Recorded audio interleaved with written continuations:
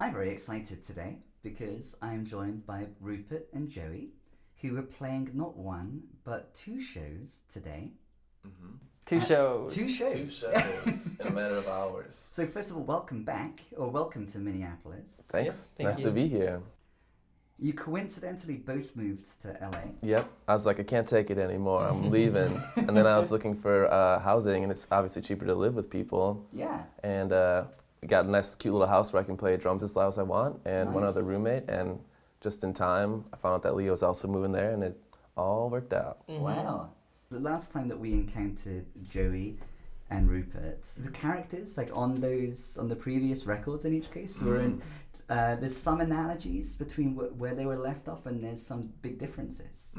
Because in the case of Joey Michaels, there's the song A New Day is Rising.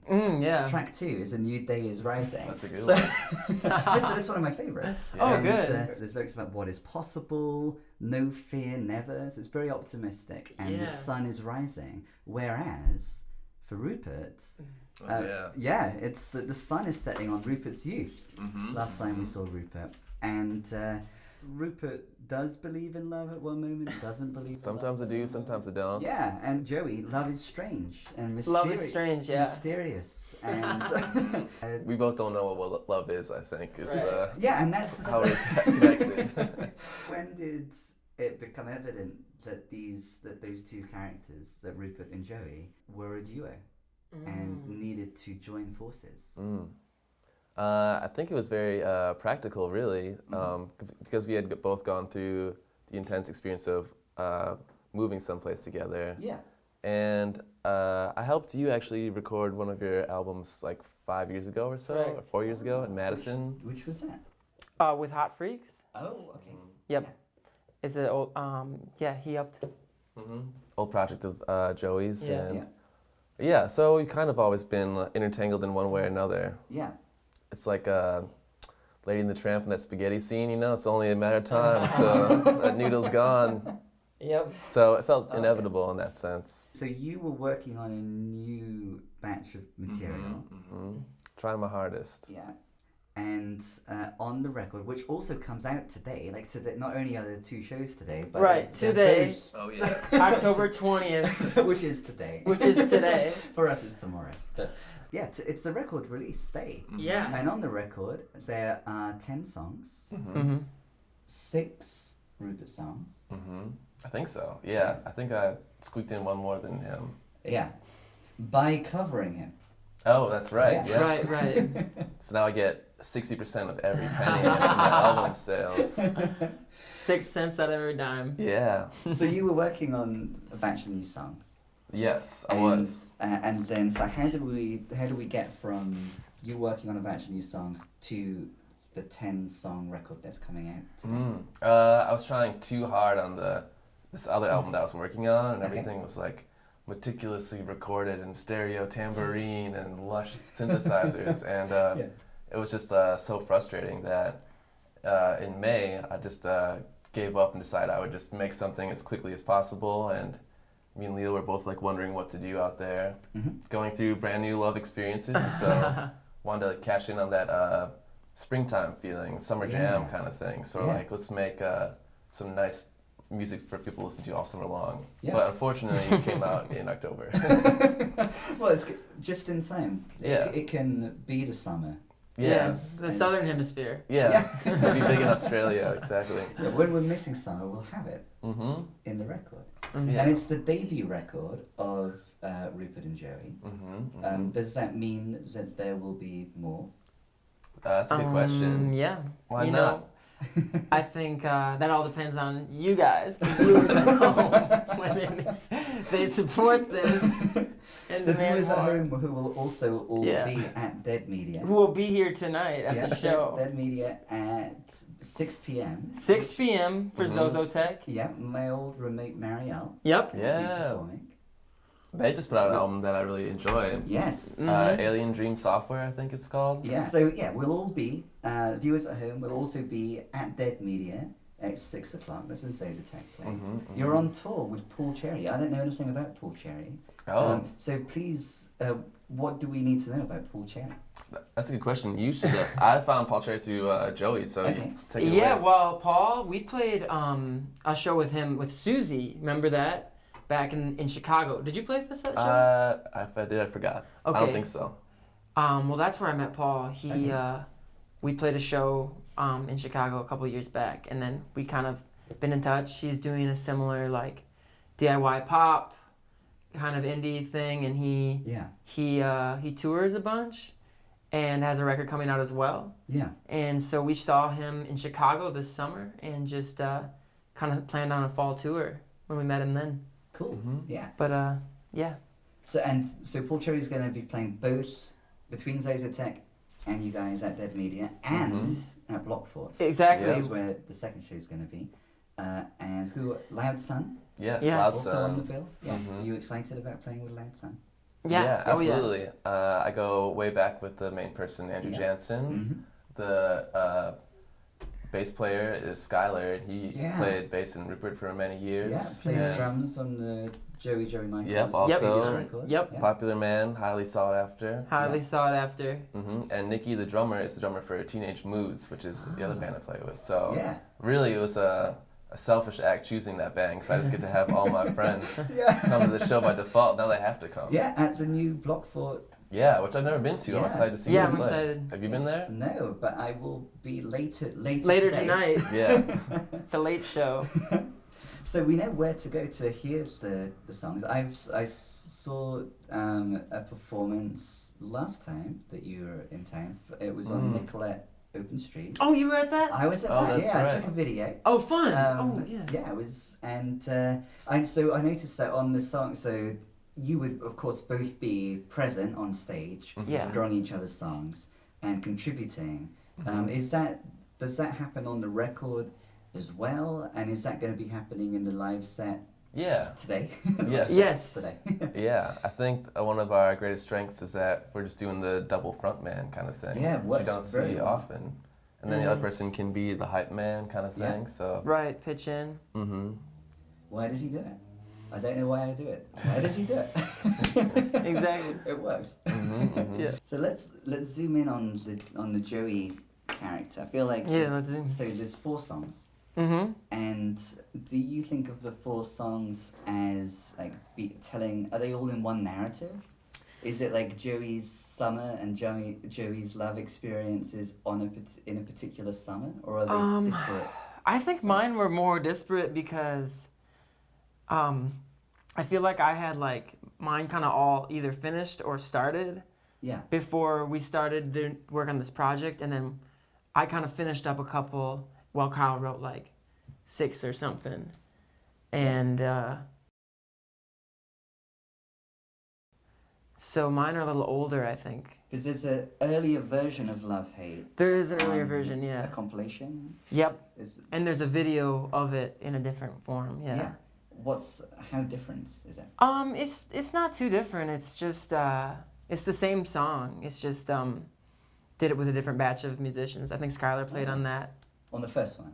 Yep. Yeah. Some of the people I was playing with for the man-child thing. Yeah.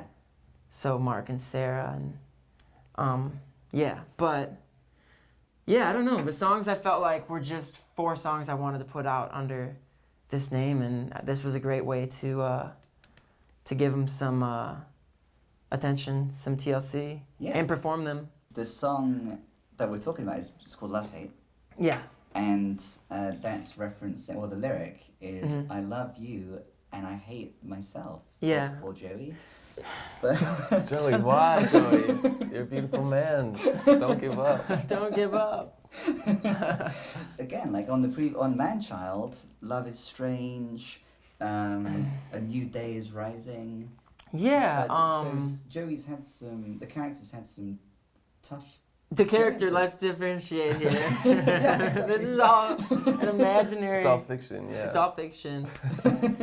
I heard lovers run in cycles, but you don't rhyme with Joey Michael. Yeah. Yeah, It's- definitely wanted to put my name in a song. Yeah, is that the first one with your name in? Yeah, that's a milestone. Yeah. That's a milestone. I think I want to try to work my own name into like as many songs as possible because that's like then it's like a trademark. Like it's like, oh, you know who sings this song? Because he says it in the first verse. It's DJ Khaled taking it Exactly, up from DJ Khaled, or just like name checking yourself.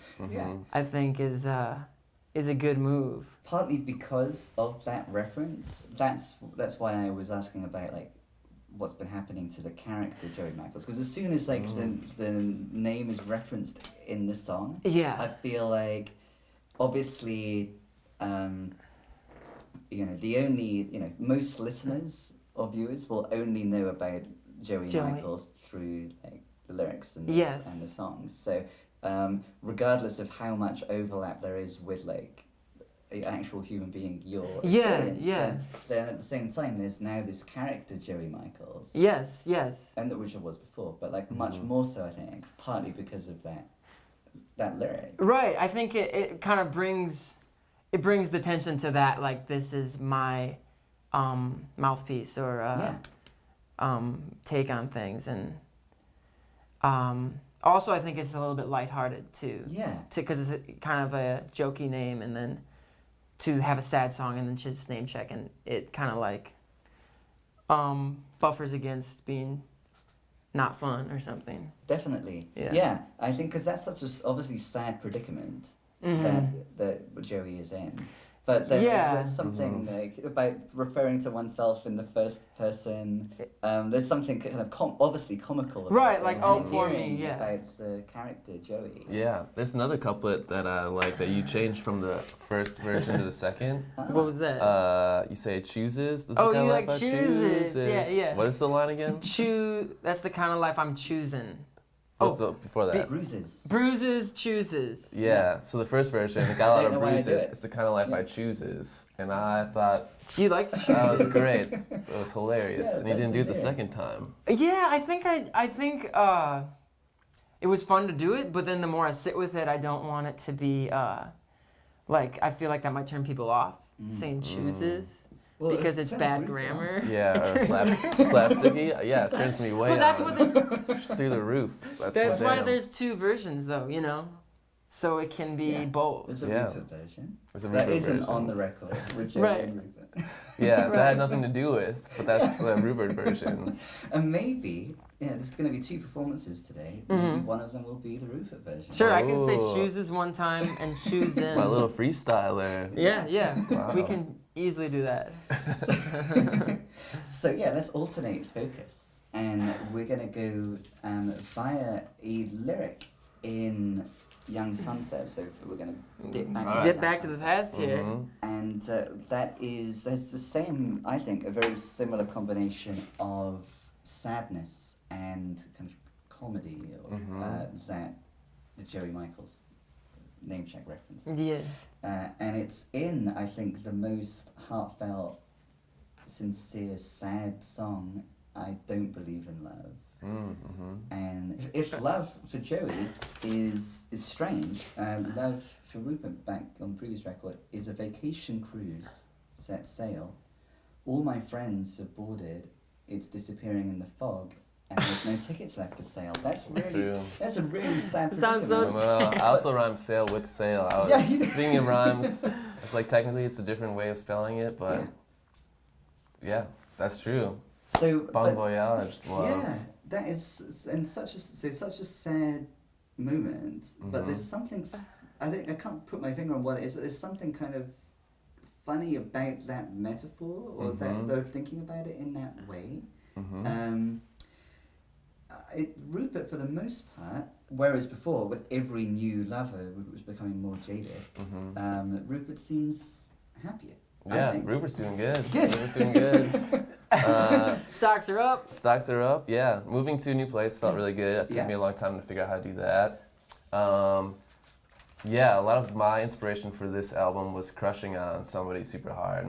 Because I had just gotten over a relationship, and I felt a wonderful combination of like infatuation by like crushing on somebody new, but also the realization that I felt closure with a older relationship. So it was like finality and the adrenaline rush at the same time. Yeah. try to channel that for all these songs, and also focus on the positive, because I feel like it's too easy to write sad songs all the time. That's like songwriting 101. It's a lot harder to write a happy song. Definitely. It's quite a challenge. So well done. Well, thank you, thank you. It was fun. It struck me that on the opening track on the new record, Don't Wanna Care, Yeah.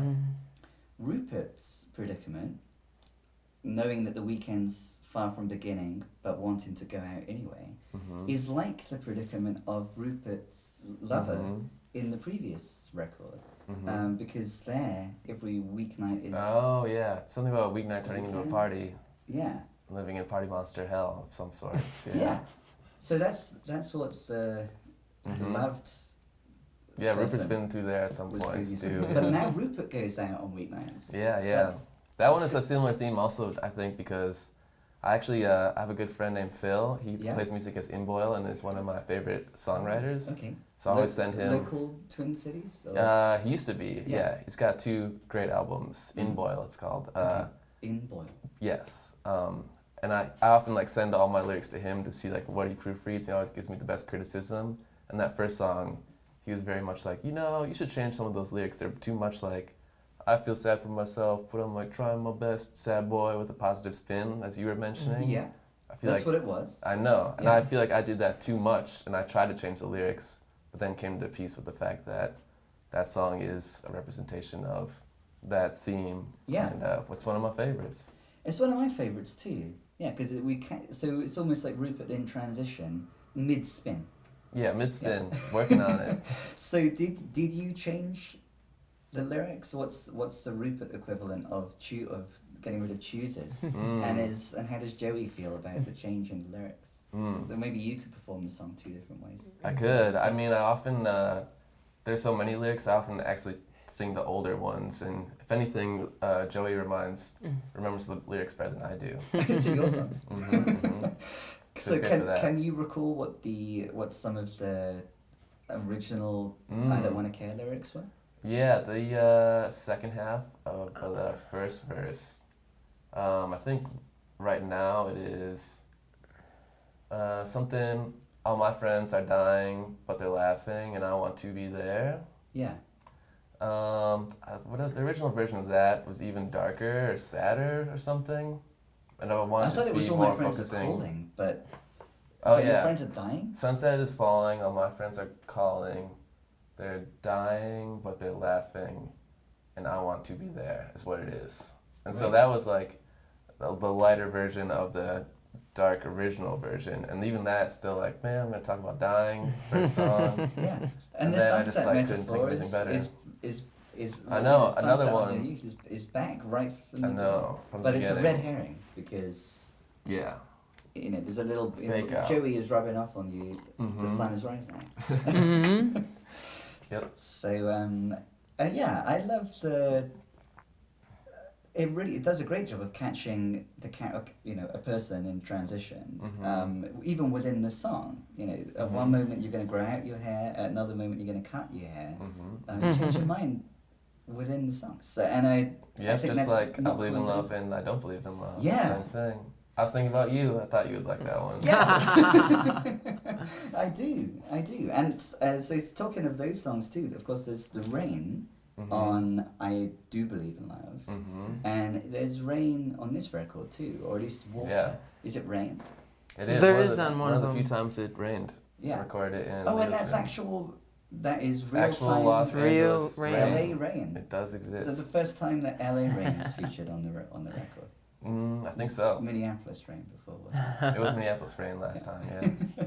Which song has the rain on the new record? Come Back Christine, I think, has the most rain on it. Yeah, that was where I was hearing it. Yeah, one of my favorite songs. I really love the way that Leo wrote that one and how it became a long odyssey of a song. Yes. We both write songs that are really short, and I think a lot of the focus was stretching out ideas instead of having it so compact. Every time we'd work together, Leo's main thing would be like, oh, that's a good idea. You should just do that 2 more times. There's no shame in writing it out like that. Yeah, and that was a new thing for this record. So you had shorter songs before, and then let's develop this idea. Yeah, it's almost like being proud of your idea or like being confident in it. I feel like if you're like insecure about an idea, it's like, oh, they're gonna get so bored in like 10 seconds. But if it's a good hook, you're like, it's a good hook. Let them enjoy my genius for 30 seconds.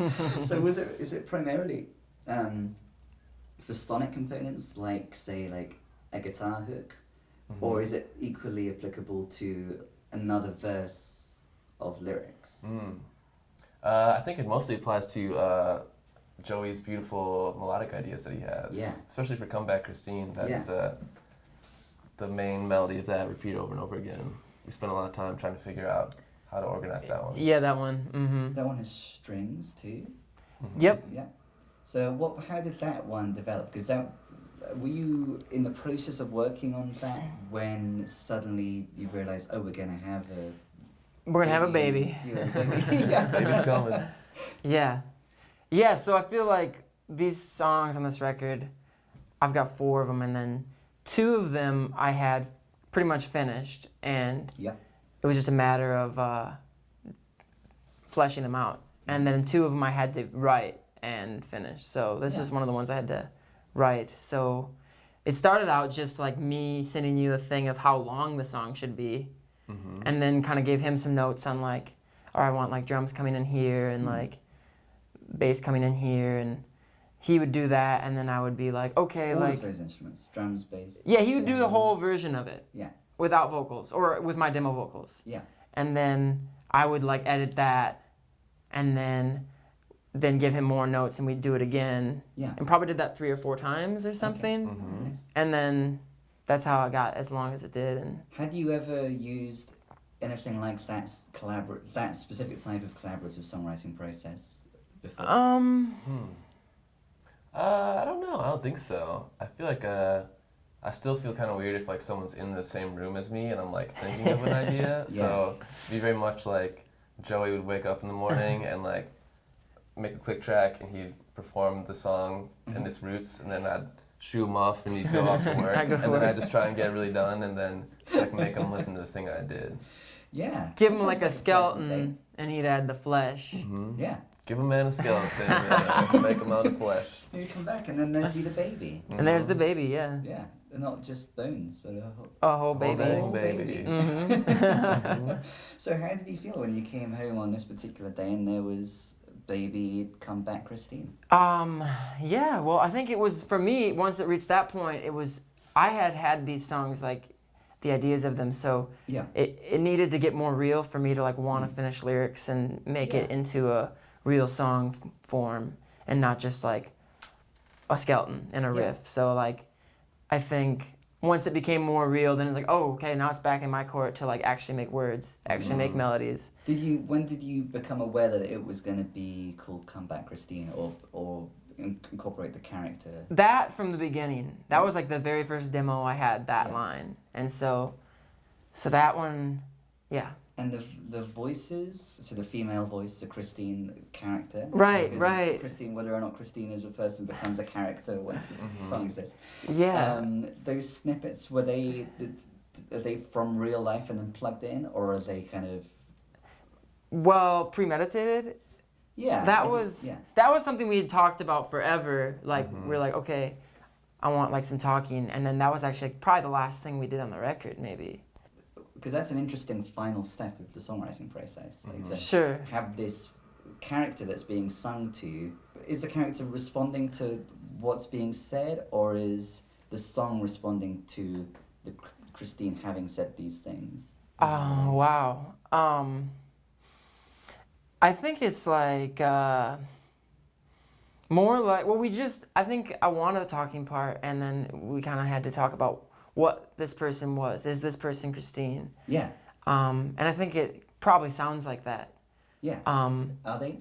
But I guess it was more like, it wasn't like, there's no like master plan of like this person talking about this event that happened. I think it's more like we had like some rules to generate that dialogue, and we wanted like a kind of dreamy female presence.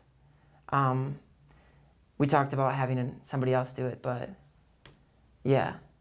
Yeah, and the dreamy female presence, clearly she is communicating with Joey because that's Yeah. what's happening.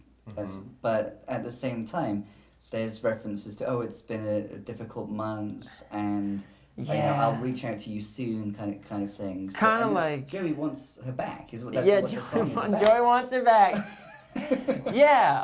So it's interesting because she's there, but she's not fully present. So she's like, Christine has had a great time. Let's hang. Yeah. You know, but also like, are we gonna hang? You don't know. I'd have heard back from you. I haven't heard back. Yeah, Exactly. So that's like it's interesting. This song kind of capturing that moment where there's still some hope. Like, maybe there's some reason why this person isn't getting back to me. What are some of the sonic features that we particularly enjoy about the song that we haven't referenced yet? I think that one, when I was writing it, I was definitely thinking about like, gosh, what is it? It has the same chords as something else, but like the plucked strings, very kind of Zelda-y. Oh, yeah. I can hear that. Yeah. And we talked a lot about that, and then some of the harp sounds in there were a little bit like, you know, Zelda referencing that music that Christine is like Princess Zelda. Yeah, I mean, honestly, and your Link. Yeah, you can honestly, be a good Link, I think. I had a song years ago where I did like a Zelda cover. Oh, cool. And it's got a lot of views on YouTube. And let me just plug it right now. Just plug it quick. But I mean, I think that idea of that's a good way of saying it, you know. The idea of returning to this like mythical, the fantasy female presence, like you just hear her like voice, but how can you get her back? I don't know. Or can you ever be with her? Yeah, and it's tantalizing. Maybe I am with her. Maybe she's just having a busy month. Yeah, maybe exactly. Zelda's got to go to work too. It's expensive. Yeah, I want to play that version of Zelda. There's no like evil presence. It's just like really. Zelda's got to pay rent. Hey, like these dungeons ain't paying the bills. Like it's a side gig. And there's some claps and some clicks and stuff. Claps and clicks, clips and clacks. Yeah, we went all out on that one. Just like kitchen sink and everything. Just coffee field nights. He was working on it all night. Just like, let's make this one complicated. We tried to. We talked about Drake a little bit too. Yeah, that's my favorite part about it. What was the Drake influence? Probably not like super direct. I'm sure it doesn't sound like Drake, but like it's like if you cross Zelda and just like the idea that Drake like has drum beats in his songs, and we're like, we should have drum beats in our songs. But yeah, and there's like talking parts in one of his songs. Like, and though that person isn't saying anything by saying that thing, it's like the act of a person speaking words like that is the thing that emotes the strongest, you know. So trying to get that feeling. Yeah, a favorite moment of mine in the song, like once we get beyond the length that we expect the song to be, like judging by the length of some of the earlier songs. Keeps going. It's the second act. Yeah, and then and it's like it got quite a different like disco-y theatrical feel. Like I feel like there's quite if some of the other songs are like vignettes and we catch the character in a dramatic situation, I feel like we stick around with Joey for long enough that Joey's mood changes and like come back to me, and then suddenly like there's adrenaline rush, I think, and the drums come in, the percussion kicks in a different way than it has been before. So how did there end up being that moment? The Donna Summer moment. Yeah. The disco. I think it was more of almost an insecurity from my end because Joey was when you first gave me that track. It's the same chords the entire song, and they have like this really hypnotic motion where it's never resolving; it's always rotating. Yeah. And then he was like, "Here you go, make this a song." And it's like, "Oh no, it's just the same 4 chords. I better like throw a bunch of stuff at it Put some and hot see sauce what in happens." Throw a bunch of hot sauce in there. So I think it kind of resulted. That's where the starting point was, to see like what stuck, and then the chords and the melody was so good that I enjoyed everything that I added to it. So then that's what made it just trying to accomplish all the initial ideas I had and trying to organize them. Yeah. And then with the talking part too, that added to the theatrical feeling of it. And so it all worked out. It's always nice when that happens. I feel like can make like 1,000 songs, and that happens like once, you know. Is that one of your favorites then? Mm-hmm. Yeah, This one? Yeah. definitely. I feel like it's the most like new for me or something. Mm-hmm. Not about you, but I think we talked about how that one felt very ambitious in the scope of the record. Presumably there isn't the voice live, or Well, we were talking about it. Yeah, we practiced just last night actually, talking cool. about whether or not there should be that voice. So We might be able to I don't know. get it on the I guess back. we'll find out tonight how that's gonna work out. Yeah, we'll find out tonight. Yeah. So thank you very much for Thank you, swooping Simon. into Back to the City Yeah. soon after arriving in Minneapolis. Yes, And, thank you. Thanks for having us. You're very welcome indeed. So 6 o'clock is when we can see you at Dead Media. Correct. And then what time should we be at Block for? Doors are at 9, I believe. Doors are at 9. We're the last band, and we play at 11:15. Yeah, and it is 2920 Talmadge Southeast. Yeah. Avenue, Yeah. Southeast. If that can be revealed. Yeah. Let's reveal it should be, right here definitely. Awesome. Yeah. on the show. Mm-hmm. Cool. Yeah. And we'll be there. Yeah. We'll Thank see you. then. Thank you very much for coming in. See you later today, twice. Yes. Ciao. Bye, everyone. See you soon. Let's wave at every camera. Wave at every camera. 3 shots to the camera.